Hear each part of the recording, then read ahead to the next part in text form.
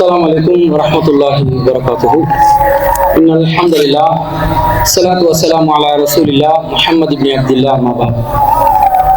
எல்லா புகழும் புகழ்ச்சியும் அகிலத்தை படைத்து பரிபாலிக்கக்கூடிய எல்லாம் வல்ல அல்லாஹ்வுக்கே உரித்தாகட்டும்.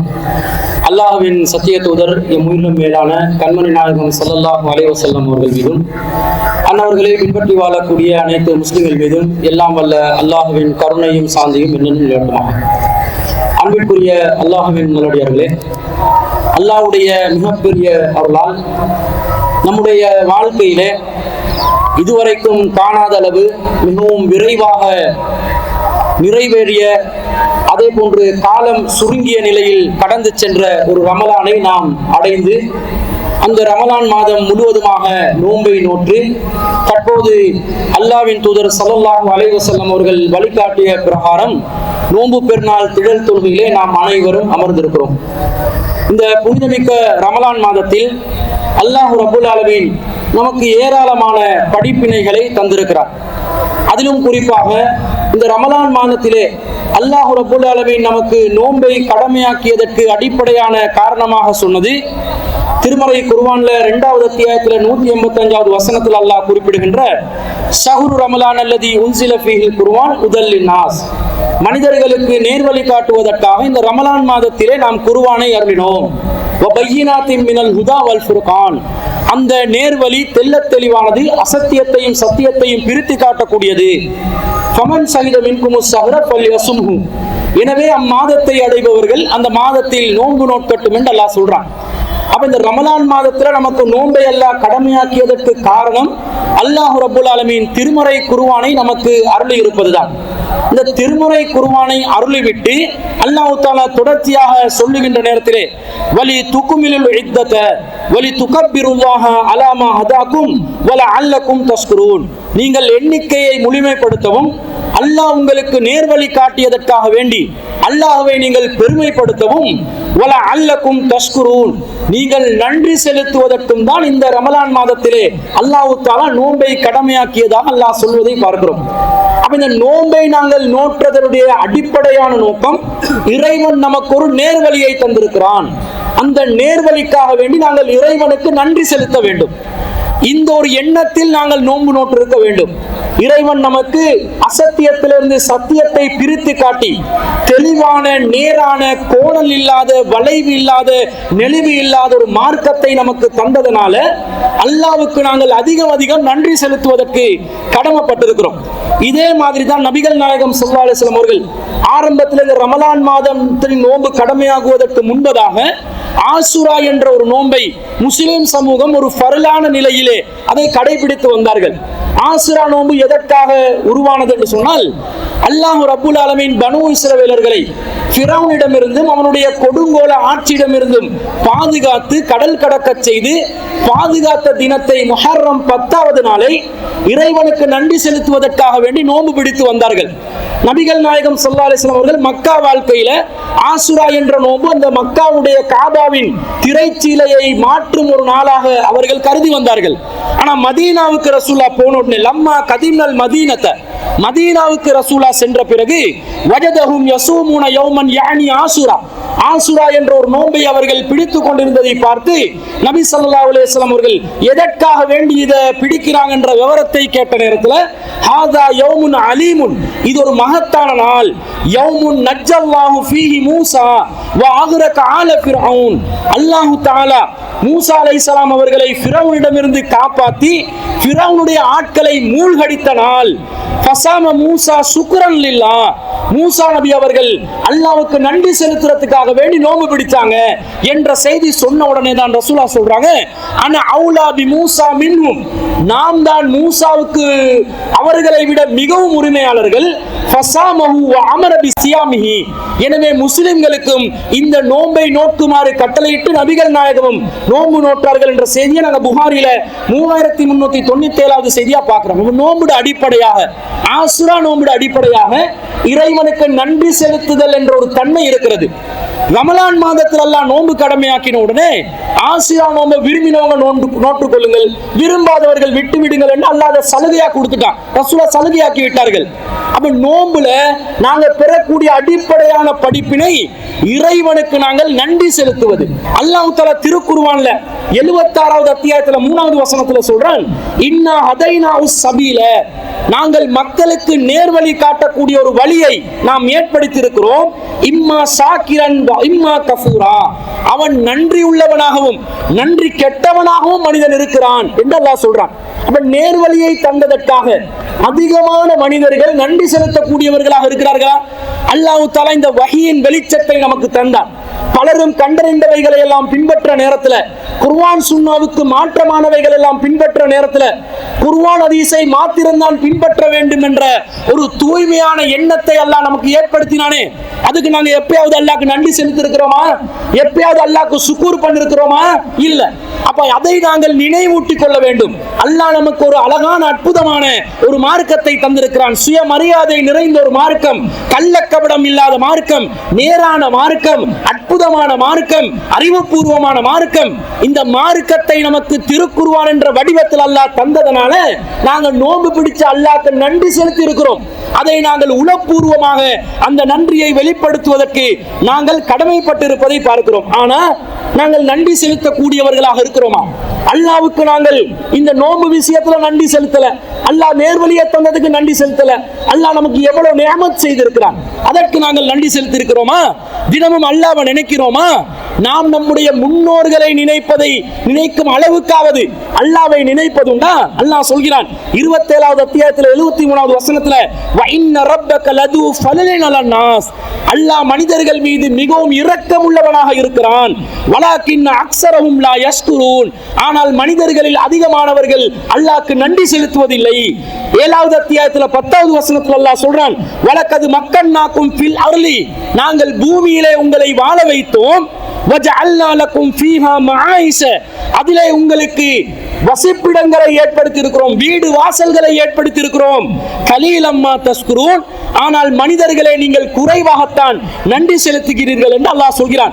40வது அத்தியாயத்தில் 61வது வசனத்தில் அல்லாஹ் சொல்றான், அல்லாஹ் உள்ளதி ஜஅல லக்குமுல் லைல லிதஸ்கனு ஃபீஹி வன் நஹார முப்சிரா, அல்லாஹ் இரவை உங்களுக்கு அமைதி அடைவதற்கும் பகலை உங்களுக்கு தெளிவானதாகவும் இயங்கக்கூடியதாகவும் அல்லாஹ் ஆக்கி இருக்கிறான். இன்னல்லாஹ லது ஃபலலின் அலன் நாஸ், அல்லாஹ் மனிதர்கள் மீது இரக்கம் உள்ளவன்.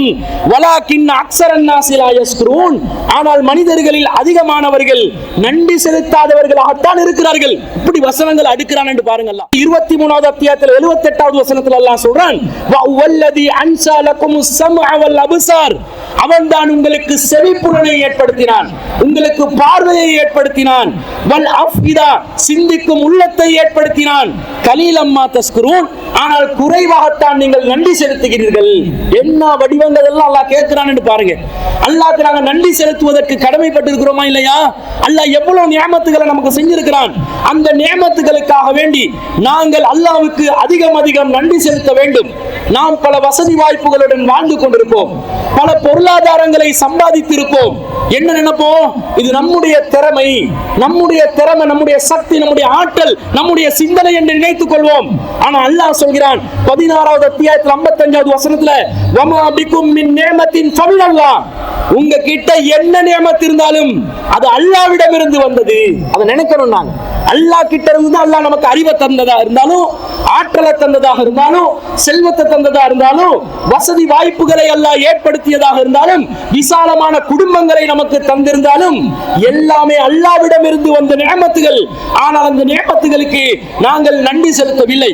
அல்லாஹ் தாவூத் அலைஹிஸ்ஸலாத்துக்கு மிகப்பெரிய செல்வத்தை வழங்கினான், சுலைமான் நபிக்கு மிகப்பெரிய செல்வத்தை வழங்கினான், இந்த மனித குலத்திற்கும் வழங்காத அளவுக்கு ஆட்சி அதிகாரத்தை வழங்கினான்.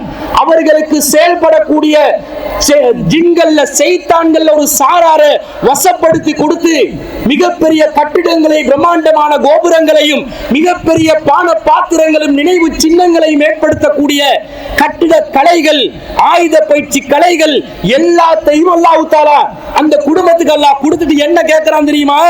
இஅமலு ஆல தாவூத சுக்ரா, தாவூதுடைய குடும்பத்தாரே நன்றி உணர்வோடு நடந்து கொள்ளுங்கள்.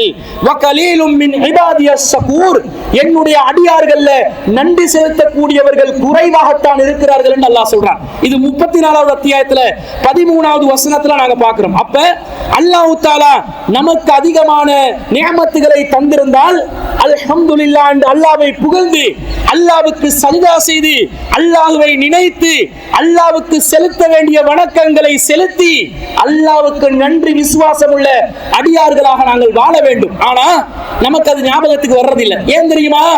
நாங்க வசதி வாய்ப்போட வாழுவோம். நாங்க மேல உள்ள ஆக்களை பார்க்கிறது, மேல உள்ளவன் நம்மளை விட வசதியா இருக்கிறான், நம்மளை விட வாய்ப்புகளோட இருக்கிறான், நம்மளை விட அந்தஸ்தோட இருக்கிறான்.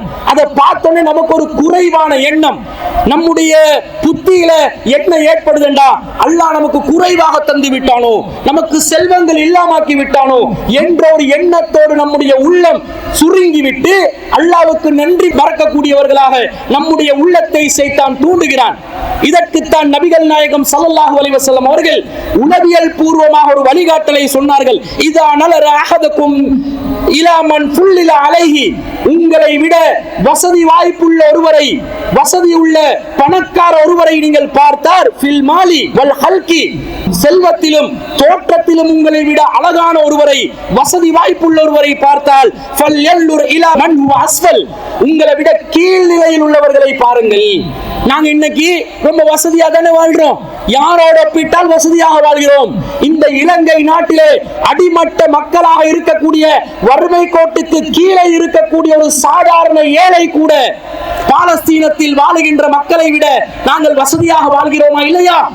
அவர்கள் உண்ணுவதற்கு உணவு இல்லாமல், பருகுவதற்கு தண்ணீர் இல்லாமல், இருப்பதற்கு இருப்பிடம் இல்லாமல், உறவுகள் இல்லாமல், அவர்களுடைய சொந்த பந்தங்கள் இல்லாமல், தாய் இருந்தால் மகன் இல்லை, மகன் இருந்தால் தாய் இல்லை, சகோதரன் இல்லை, அண்டை வீட்டார்கள் இல்லை, யாரும் இல்லை, வாழ்ந்த வீடும் இல்லை, கட்டிடங்களும் இல்லை. எந்த அளவுக்கு நிலைமை? ஒவ்வொரு 15 நொடிக்கு ஒரு முறையும் பாலஸ்தீன குழந்தை ஒன்று கொலை செய்யப்படுகிறார்கள் என்று இன்று உலகளாவிய அளவில் தகவல்கள், மக்கள் சம்பந்தப்பட்ட அறிக்கைகள் சொல்லிக் கொண்டிருக்கிறது என்று சொன்னா எவ்வளவு பெரிய ஒரு நஷ்டத்துக்கும் கஷ்டத்துக்கும் மத்தியிலே அவர்கள் வாழ்ந்து கொண்டிருக்கிறார்கள். அன்பிற்குரியவர்களே, கடந்த 18 மாதங்களில் மாத்திரம் கிட்டத்தட்ட 48,500 பாலஸ்தீனர்கள் கொலை செய்யப்பட்டிருக்கிறார்கள். பல லட்சக்கணக்கான பாலஸ்தீன பொதுமக்கள் காயமடைந்திருக்கிறார்கள். 10 லட்சத்துக்கும் மேற்பட்ட பாலஸ்தீனர்கள் இடம்பெயர்ந்திருக்கிறார்கள். அவர்களுடைய வறுமை நிலை விகிதம் 74.3 என்ற அளவுக்கு அதிகரித்து இருக்கிறது. சென்ற வருடம் 26 லட்சங்களாக வறுமை கோட்டுக்கு கீழே வாழ்ந்த பாலஸ்தீன மக்கள் இந்த வருடத்திலே 41 லட்சமாக சுமார் 10-12 மாதங்களில் அதிகரித்து இருக்கிறார்கள். பாலஸ்தீனத்துடைய வேலையின்மை விகிதம் இந்த ஆண்டுல மாத்திரம் 50% உயர்ந்திருக்கிறது. அதே போன்று அவர்களுடைய மொத்த நாட்டின் உற்பத்தி விகிதம், வளர்ச்சி விகிதம் 35.1% வீழ்ந்து இருக்கிறது. எந்த அளவுக்கு என்று சொன்னால் அன்பிற்குரியவர்களே, இதுவரை காசாவில் மாத்திரம் 4.2 கோடி டன் கட்டிட குவியல்கள் கிடப்பதாக அறிக்கைகள் சொல்கிறது என்று சொன்னால் எப்படிப்பட்ட ஒரு கஷ்டமான நிலை. கண்டிப்பாக அவர்களை விட நாங்கள் பணக்காரர்களாக இருக்கிறோம், அவர்களை விட வசதி வாய்ப்புள்ளவர்களாக இருக்கிறோம். ஒரு தாய்க்கு குழந்தை இல்லாத நிலை, சஹர் சாப்பிடுவதற்கு உணவு இல்லாமல் எனது குழந்தை இறந்து விட்டார்கள் என்று சொல்லி ஒரு தாய் கதறி கதறி அழுகிறாளே, அந்த அழுகுரலை பார்க்கின்ற நேரத்தில் எந்த உள்ளத்திற்கு கண்ணீர் வராமல் இருக்கும், கவலை வராமல் இருக்கும்? அந்த அளவுக்கு சிரமத்துக்கு மேல் சிரமமாக பல கஷ்ட நஷ்டங்களை அனுபவித்துக் கொண்ட ஒரு சாரார் இருக்கிறார்கள் என்றால் அல்லாஹ் நம்மளை பல கோடீஸ்வரன்களாக வாழ வைத்து இருக்கிறானா இல்லையா? நாங்க யாரை பார்க்கிறோம்? நம்மளை விட மேல உள்ளவங்களை பார்க்கிறோம். நபிகள் நாயகம் சொன்னார்கள், நம்மளை விட கீழே உள்ளவர்களை பாருங்கள், அப்போது அல்லாஹ் உங்களுக்கு வழங்கிய அருட்கொடைகளுக்கு நீங்கள் நன்றி செலுத்துவீர்கள் என்று அல்லாஹ் சொல்கிறான். இது வெறுமனே நன்றி செலுத்துதல் என்பது ஒரு சாதாரணமாக கடந்து செல்லக்கூடிய ஒரு இபாதத் கிடையாது. எந்த அளவுக்கு அல்லாஹ் சொல்கிறான், ஃபகுலூ மிம்மா ரஸககுமுல்லாஹ் ஹலாலன் தய்யிபா, அல்லாஹ் உங்களுக்கு வழங்கிய உணவிலிருந்து ஹலாலானதை, தய்யிபானதை உண்ணுங்கள். வஷ்குரு நிஅமத்தல்லாஹி இன் குன்தும் இய்யாஹு தஅபுதூன், நீங்கள் அல்லாஹ்வை மாத்திரம் வணங்கக்கூடியவர்களாக இருந்தால் அல்லாஹ்வுக்கு நீங்கள் நன்றி செலுத்துங்கள் என்று அல்லாஹ் சொல்றான். நாங்க ஏகத்துவத்தில் இருக்கிறோம், சிறுக்கை விட்டு ஒதுங்கிதானே வந்தோம். சிலை வழிபாடு, தட்டு தாயத்து தகடு, கந்தூரி கத்தம், பாத்தியா, மௌலிது இது எல்லாம் வேணா என்று தானே குர்ஆன் சுன்னா என்ற ஒளியிலே நாங்கள் நின்று கொண்டிருக்கிறோம். அல்லாஹ்வை மாத்திரம் வணங்கக்கூடிய மக்களே நன்றாக உணர்ந்து கொள்ளுங்கள். நாங்கள் அல்லாஹ்வை மாத்திரம் வணங்குவது உண்மை என்று சொன்னால் அந்த ரஹ்மானுடைய அருட்கொடைகளுக்கு கண்டிப்பாக நாங்கள் நன்றி செலுத்தியே ஆக வேண்டும். அப்படி நாங்கள் நன்றி செலுத்தினால் பாசம் மிகுந்த கருணை நிறைந்த நம்மை நேசிக்கின்ற நம்முடைய இறைவன் நம்மை வெறுமனே விட்டுவிட மாட்டான். எந்த அளவுக்கு என்று சொன்னால் 14வது அத்தியாயத்தில் 7வது வசனத்தில் அல்லாஹ் சொல்றான், லஇன் சகர்தும், நீங்கள் எனக்கு நன்றி செலுத்தினால் லஅஸீதன்னகும், நான் உங்களுக்கு இன்னும் அதிகமாக தருவேன். வலஇன் கஃபர்தும், நீங்கள் எனக்கு நன்றி மறந்து வாழ்ந்தீர்கள் என்று சொன்னால் இன் அஸாபி லஷதீத், என்னுடைய வேதனை கடுமையானதாக இருக்கும் என்று அல்லாஹ் சொல்கிறான். வணங்க சொல்லி ஒரு முறை அல்லாஹ் சொல்றான், வணங்குற அளவுக்கு ஆர்டர் கொடுக்கிற மாதிரி நன்றி செலுத்த அல்லாஹ் ஆர்டர் பண்ணிட்டு, நன்றி மறந்தால் என்னுடைய வேதனையை நீங்கள் சுவைப்பீர்கள், நன்றி செலுத்தினால் இன்னும் அதிகம் நியமத்துகளை தந்து கொண்டே இருப்பேன் என்று அல்லாஹ் சொல்கிறான். அப்ப நாங்க அல்லாஹ்க்கு நன்றி செலுத்தணுமா இல்லையா? அப்ப நன்றி செலுத்துறதாண்டா என்ன, எப்படி நாங்க நன்றி செலுத்தணும் என்றதையும் நாங்கள் விளங்கிக் கொள்ள வேண்டும். நபிகள் நாயகம் ஸல்லல்லாஹு அலைஹி வஸல்லம் அவர்கள் அல் குர்ஆனுக்கு விளக்க உரையாக ஒரு அற்புதமான நடைமுறை வாழ்க்கையை வாழ்ந்து காட்டிய ஒரு உத்தம தலைவர். அந்த நபிகள் நாயகம் ஸல்லல்லாஹு அலைஹி வஸல்லம் அவர்களுடைய முன்பின் பாவங்கள் எல்லாம் மன்னிக்கப்பட்டு நபிகள் நாயகம் ஸல்லல்லாஹு அலைஹி வஸல்லம் அவர்களுக்கு அல்லாஹ் அருள் புரிந்திருக்கிறான். அந்த நபி அவர்கள் இதா ஸல்லா காம ஹத்தா தஃபத்தர ரிஜ்லா, நபிகள் நாயகம் நின்று தொழ ஆரம்பித்தால் இரவு நேரத்திலே அவர்களுடைய கால்கள் எல்லாம் வீங்கிவிடும் அளவிற்கு தொழுவார்கள். அந்த நேரத்தில் அன்னை ஆயிஷா ரலியல்லாஹு அன்ஹா அவர்கள் கேட்கிறார்கள், யா ரசூலல்லாஹ் அத்தஸ்னஹு ஆதா வகத் குஃபிர லக மா தகத்தம மின் தம்பிக வ மா தஅக்கர், அல்லாஹ்வின் தூதரே ஏன் இவ்வாறு சிரமப்படுகிறீர்கள்? அல்லாஹ் தான் உங்களுடைய முன்பின் பாவங்களை மன்னித்து விட்டானே, நீங்கள் எதற்கு இந்த அளவுக்கு சிரமப்பட்டு கொண்டு இறைவனை வணங்க வேண்டும் என்று கேட்ட நேரத்தில் அல்லாஹ்வின் தூதர் ஸல்லல்லாஹு அலைஹி வஸல்லம் அவர்கள் சொன்ன அழகான அற்புதமான பொன் எழுத்துக்களால் பதிய வேண்டிய வார்த்தை, யா ஆயிஷா, ஆயிஷாவே அஃபலா அகூனு அப்தன் ஷகூரா, நான் இறைவனுக்கு நன்றியுள்ள ஒரு அடியானாக இருக்க கூடாதா? அதனால் தான் நான் இறைவனுக்காக வேண்டி நின்று வணங்குகிறேன் என்று நபிகள் நாயகம் ஸல்லல்லாஹு அலைஹி வஸல்லம் அவர்கள் வழிகாட்டியுள்ளார்கள். என்றால் நன்றி செலுத்துவதற்கு விரும்பும் மக்கள் இறைவனை அதிகமாக நின்று வணங்க வேண்டும். கடமையான தொழுகைகள் என்பது உங்களுக்கு அல்லாஹ் விதித்த கடமை. அதை பற்றி நபிகள் நாயகம் இங்கே சொல்லவில்லை. இரவு நேரங்களில் மக்கள் உறங்குகின்ற நேரத்தில் நீங்கள் விழித்துக் கொண்டு இறைவனை வணங்கினால் அல்லாஹ்வுக்கு நன்றி செலுத்தும் விதமாக அதை இஸ்லாமிய மார்க்கம் சொல்கிறது. அடுத்ததாக இஸ்லாம் நன்றி செலுத்துவதற்கு மிகவும் இலகுவாக கற்றுத்தந்த ஒரு வழிமுறை என்ன தெரியுமா? உங்களுக்கு அல்லாஹ் வழங்கிய அருட்கொடைகளுக்கு அல்ஹம்துலில்லாஹ், அனைத்து புகழும் அல்லாஹ்வுக்கு மாத்திரமே உண்டென்று ஒரு சரளமான நாவுக்கு எளிதான ஒரு வார்த்தையை நீங்கள் கூற வேண்டும். அல்லாஹ் உங்களுக்கு நியமத்துகள் தந்தால் புத்தாடைகளை அணிகிறீர்களா? அல்ஹம்துலில்லாஹ். நீங்கள் சாப்பிடுகிறீர்களா? சாப்பிட்ட பிறகு அல்ஹம்துலில்லாஹ். பருகுகிறீர்களா? பருகிய பிறகு அல்ஹம்துலில்லாஹ். ஏதாவது ஒரு நியமத்தை நீங்கள் அனுபவித்து விட்டீர்களா? அல்ஹம்துலில்லாஹ்.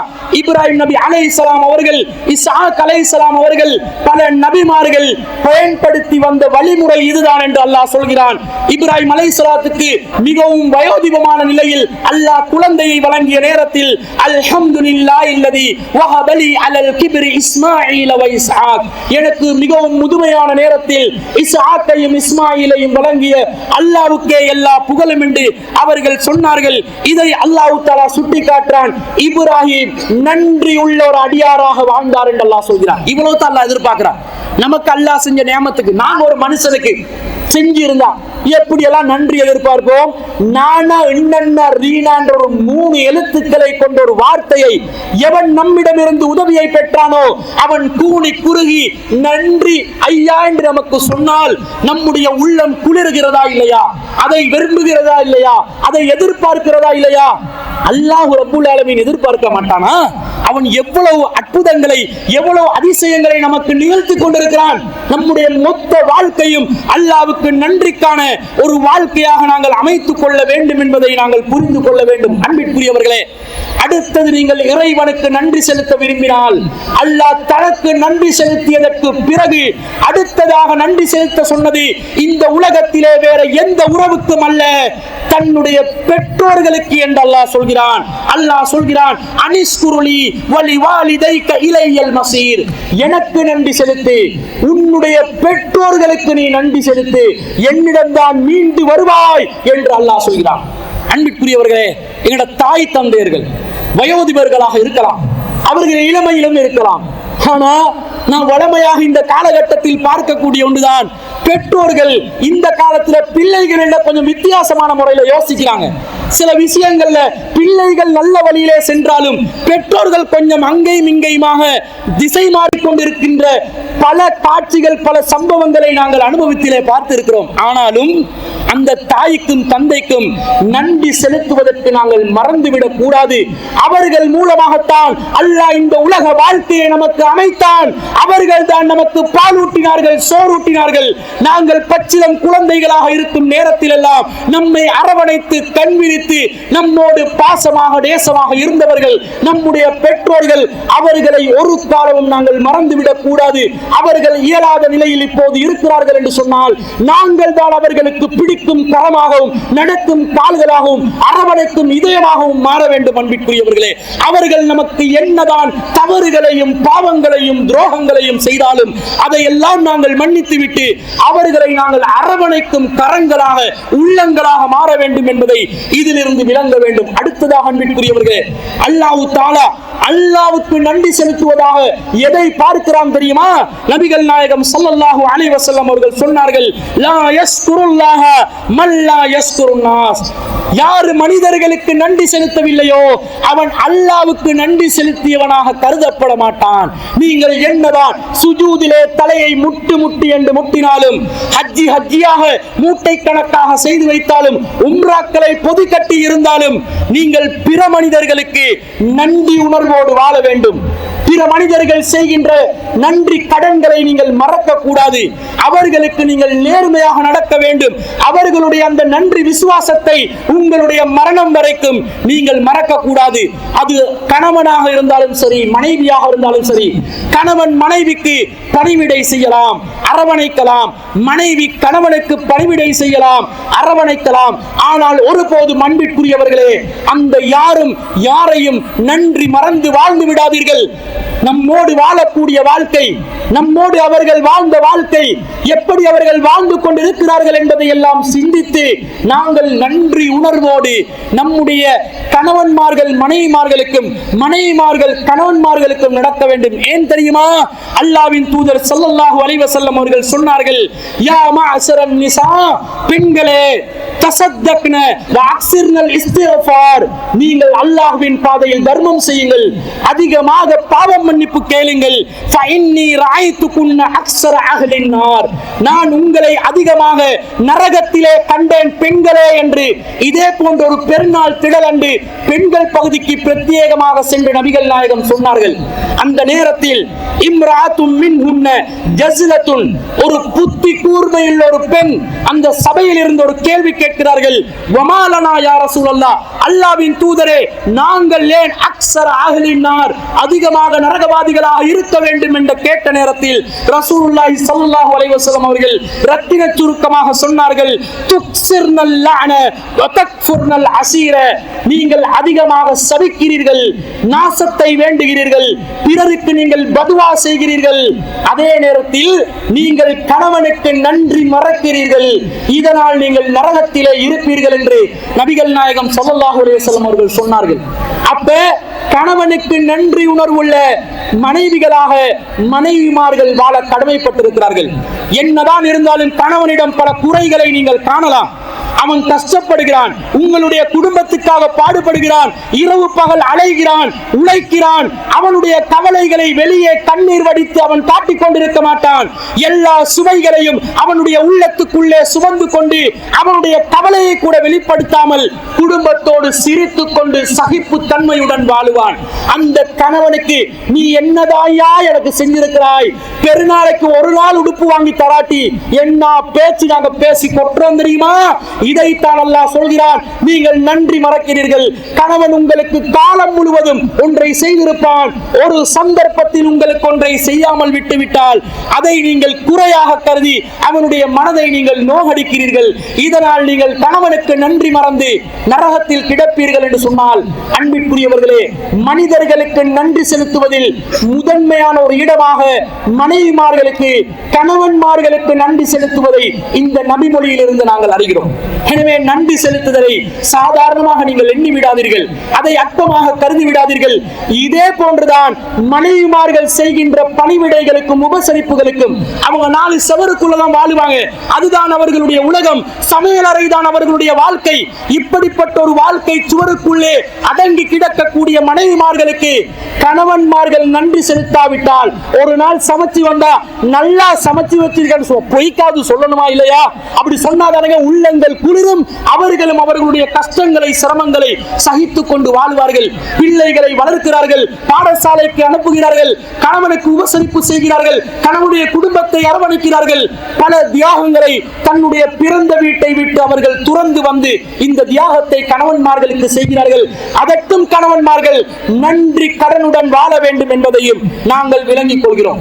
எப்படி அல்லாஹ் நமக்கு நேர்வழியை தந்தானோ அதற்கு நாங்கள் எப்படி நன்றி செலுத்திக் கொண்டு வாழ வேண்டுமோ, அதே போன்று அல்லாஹ்வுடைய நியமத்துகளுக்கு நன்றி செலுத்தக்கூடியவர்களாக, அல்லாஹ்வுடைய அனைத்து விதமான அருட்கொடைகளுக்கு நன்றி செலுத்தக்கூடியவர்களாக, மனிதனுக்கு நன்றி செலுத்தக்கூடியவர்களாக, அதிலும் குறிப்பாக பெற்றோர்களுக்கு நன்றி செலுத்தக்கூடியவர்களாக, கணவன் மனைவிக்கும், மனைவி கணவனுக்கும் நன்றி செலுத்தக்கூடியவர்களாக நாங்கள் வாழ்ந்து மரணித்தால் அல்லாஹ் தஆலாவுக்கு நாங்கள் நன்றி செலுத்தி விட்டோம் என்ற மனதிருப்தியில் மறுமையிலே அல்லாஹ்வை சந்தித்துக் கொள்ளலாம். அதனால் தான் முஆத் இப்னு ஜபல் ரலியல்லாஹு அன்ஹு அவர்களுக்கு அல்லாஹ்வின் தூதர் ஸல்லல்லாஹு அலைஹி வஸல்லம் அவர்கள், முஆதே, நான் உன்னை நேசிக்கின்றேன் என்று கண்மணி நாயகத்துடைய திருவாயாலே சொன்னார்கள். அப்போது முஆத் இப்னு ஜபல் ரலியல்லாஹு அன்ஹு அவர்கள் சொன்னார்கள், அல்லாஹ்வின் தூதரே, நானும் உங்களை நேசிக்கின்றேன் என்று சொன்னார்கள். அந்த நேரத்திலே ரசூல் ஸல்லல்லாஹு அலைஹி வஸல்லம் அவர்கள் கற்றுக் கொடுத்த ஒத்த வார்த்தை என்ன தெரியுமா? முஆதே, நீ எப்போது தொழுகையிலே இறுதி நேரத்திலே தொழுகைக்கு பிறகு நீ ஓத வேண்டிய துஆக்களில் அல்லாஹும்ம இன்னி அலா திக்ரிக, இறைவா உன்னை நினைவுபடுத்துவதற்கு எனக்கு உதவி செய், வ ஷுக்ரிக, உனக்கு நன்றி செலுத்துவதற்கு எனக்கு உதவி செய், வ ஹுஸ்னி இபாதத்திக, உனக்கு நான் சரியான முறையில், அழகான முறையில் உன்னை வணங்குவதற்கு உதவி செய் என்று பிரார்த்திக்குமாறு நபி ஸல்லல்லாஹு அலைஹி வஸல்லம் அவர்கள் கற்றுக் கொடுத்தார்கள். அந்த பிரார்த்தனையை நம்முடைய உள்ளத்திலே ஆழமாக நிறுத்திக் கொண்டு, நம்முடைய அமலிலே அதை அமல்படுத்திக் கொண்டு, உள்ளத்தால் அல்லாஹ்வுக்கு நன்றி செலுத்தக்கூடிய நன்மக்களாக நாங்கள் வாழ்வதற்கு ஒரு சங்கற்பத்தை நாம் இந்த திருநாளிலே எடுத்துக்கொண்டால் நாங்கள் இந்த பெருநாளை சரியான முறையில் கொண்டாடியவர்களாக கருதப்படுவோம். அதற்கு வல்ல ரஹ்மான் நம் அனைவருக்கும் அருள் புரிவானாக என்று கூறிக்கொண்டு விடை பெறுகிறேன். வ ஆகிரு தஅவானா அனில் ஹம்துலில்லாஹி ரப்பில் ஆலமீன்.